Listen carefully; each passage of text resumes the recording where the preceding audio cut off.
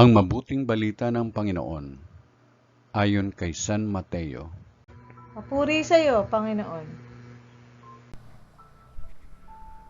Noong panahong iyon, sinabi ni Jesus sa mga tao, "Sinasabi ko sa inyo, sa mga isinilang, walang lumilitaw na higit na dakila kay Juan Bautista.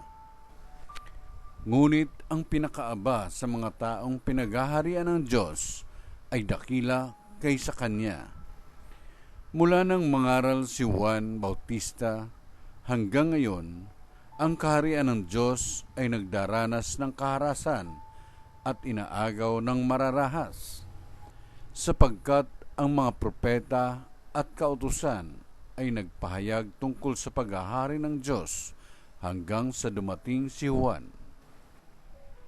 Kung maniniwala kayo, siya ang Elias na darating. Ang may pandinig ay makinig." Ang mabuting balita ng Panginoon. Pinupuri ka namin, Panginoong Kristo.